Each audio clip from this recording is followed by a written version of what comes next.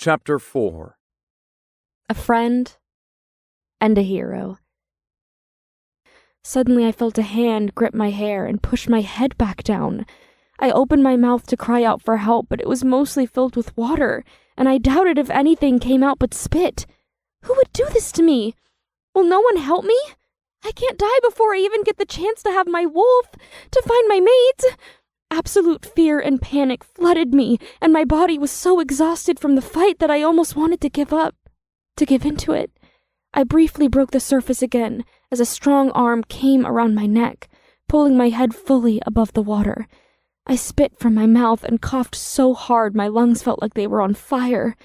Someone finally saved me. It took them long enough. Just relax. You're all right. A male voice said, pulling me back to his chest. He was warm and strong. Finally, my body stopped thrashing around and just went limp. I obviously didn't know this male, but I somehow trusted him. He felt so amazing. Was it just him, or were all males this intoxicating? So much so that I somehow forgot I was half drowning for a minute. Help me get her up. The voice said again. Suddenly, numerous hands were grabbing me, hoisting me onto the dock. The male who'd been my hero rolled me onto my side and held me. I got lost in the comfort of it, the safety. Cough it all out, okay? He says. Jeanette's scared face was instantly in front of me, wiping the hair from my skin. "Girl, I'm so damn sorry. I'm so sorry," she said, panicked. My eyes fluttered up to see Mallory being dragged off by two males. She was yelling the entire time, but I couldn't tell what she was saying. Why was she so hateful? You're okay. You're safe now. The male said calmly. Yeah. If you only knew this was only about the 50th time in my life someone had tried to kill me. Common occurrence for an orphan with no friends to watch her back. I struggled to catch my breath, but it wasn't getting easier. It was like he had cast a net out over me, and it was helping me. Or maybe I died for a minute and was seriously hallucinating. "Let's get you up, okay?" Jeanette said, trying to sit me up. I finally got upright and could only think of how glad I was I didn't kick off my shoes.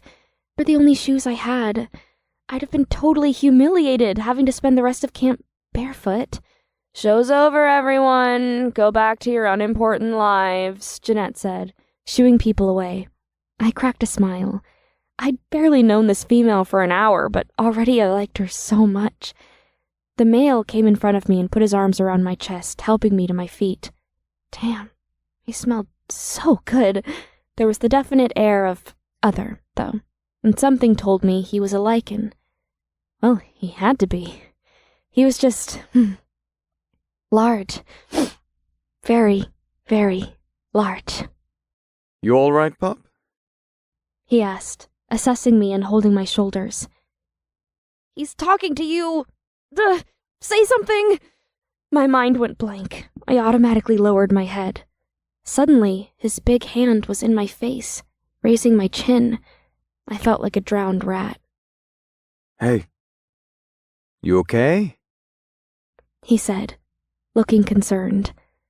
"Yes, I just need to get dry clothes. Thank you so much. I'm so sorry about your clothing. I'll wash it for you. What was your name?" I asked, talking a mile a minute. I wasn't going to lie. I was curious about my savior. And for the moment, it seemed like he didn't mind speaking to me, a lowly Kingdom 10 nobody. My clothes. He asked, almost amused. He looked out over again, and I'd absolutely never felt more self-conscious. Jeanette seemed to me thoroughly enjoying our little interaction. What's your name? He said, as his hand stroked my cheek. "Trixie," I said, now practically breathless again as I looked up at him. His deep brown eyes fixed on mine, and I suddenly couldn't think. I was completely thrown for a loop since no male had ever touched me like that. It seemed personal, intimate in a way. But maybe I just wanted it to be. I had to be imagining things. If he was just being nice, this seemed a bit above and beyond. And what cabin are you in? he asked, moving his hand away as if he had made a mistake touching me. I froze like an idiot and couldn't think. We're in 42, big boy, so don't be a stranger, Jeanette said, giving him a playful slap on the shoulder. Jeanette was taller than me, but she still had to get on her tiptoes to make the gesture. He turned to glare at her, but quickly fixed his gaze back to me. Goodbye, Trixie, he said, turning to leave. You haven't told me your name, I shouted.